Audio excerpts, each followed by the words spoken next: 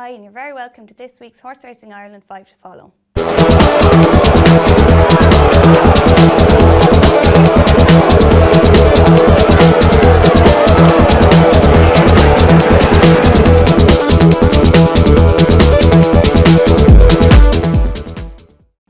We have a busy weekend ahead. It's Leger weekend at the Curragh. 2 days of great action kicks off tomorrow.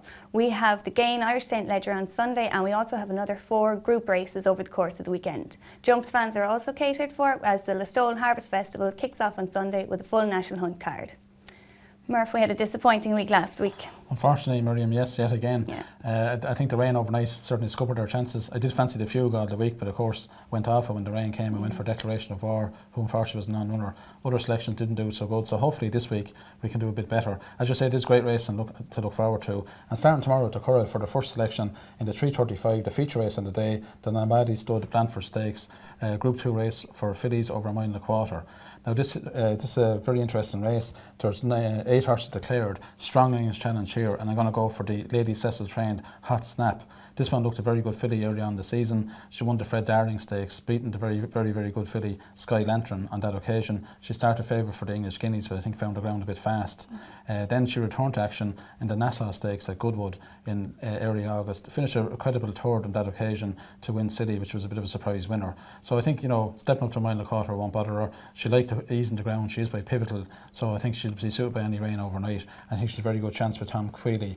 The big Irish hope in this one is Alive O, trained by Tommy Stack. This one won twice early on the season, looked very good when winning at Navan, a listed race, has twice missed engagements, including the Irish Oaks, because of the fast ground. I think the ground will be right for tomorrow, and she should go very close under Fran Berry.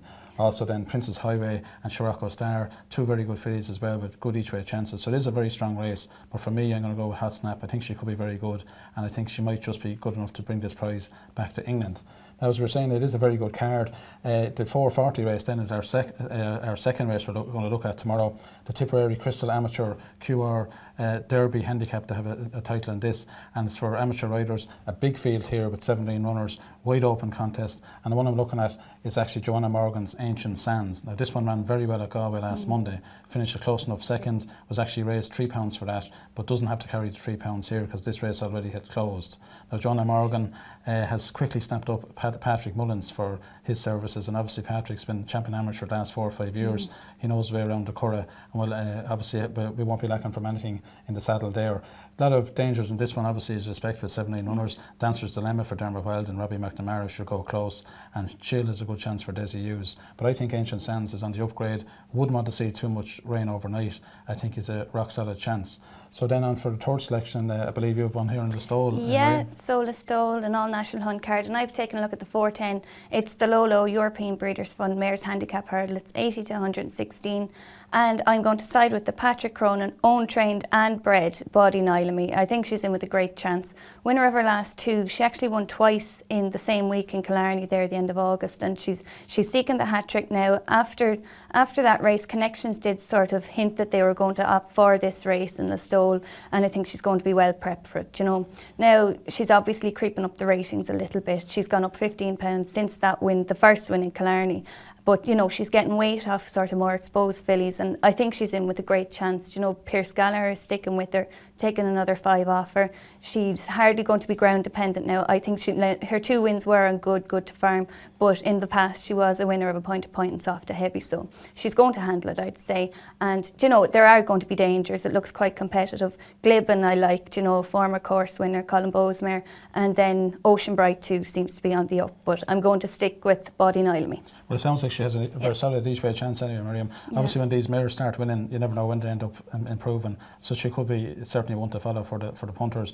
And I believe you have one then for the Curragh for a 4th selection at the Curragh. Okay, yes. So back to the Curragh then. It's the 2:15, the Flame of Tara European Breeders' Stakes, a listed race over a mile for 2-year-old fillies. And I'm going with the Paul Deegan trained Avenue Gabriel.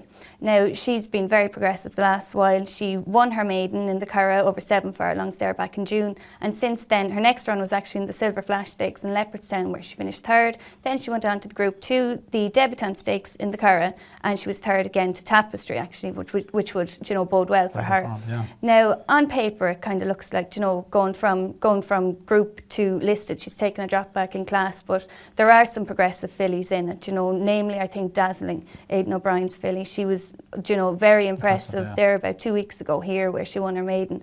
But I think I'm going to stick with Avenue Gabriel. Do you know, she looks to be on the up. Chris Hayes takes the ride and I think I'm going to stick with her. Yeah, well, Dazzling obviously I think will be favourite there, Miriam. So I do think Avenue Gabriel is a very solid chance. Yeah. And Chris Hayes, of course, on a high after winning his first Group 1 race on La Colina in last week's Matron Stakes at Leopardstown. So a very good selection there. And I'm going to the last, our last selection for this week. And of course it is the feature race.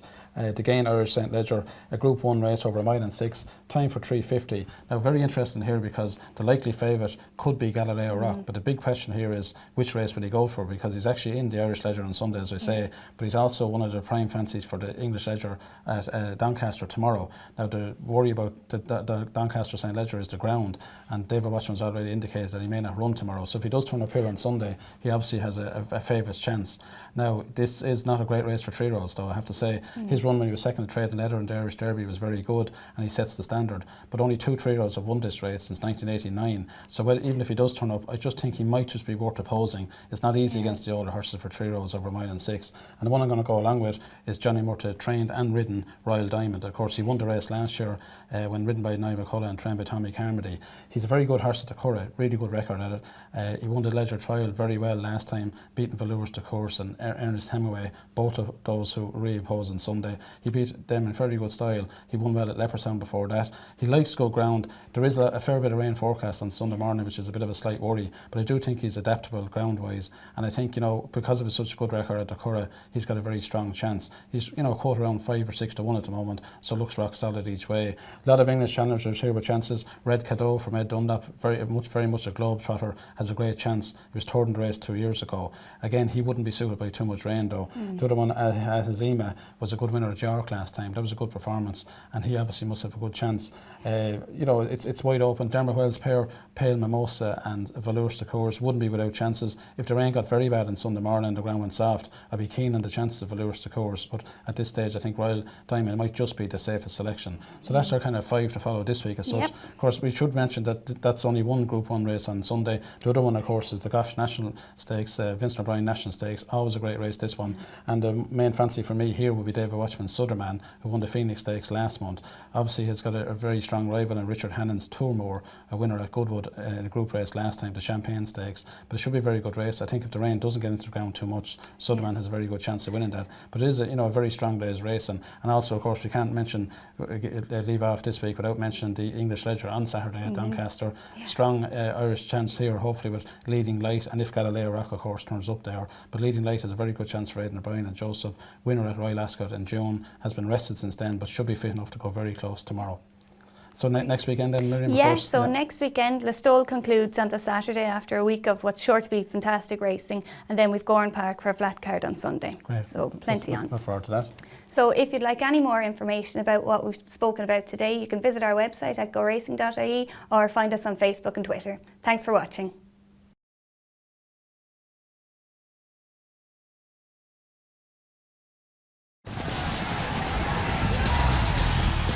Go Racing. Go online. GoRacing.ie. Horse Racing Ireland's official website.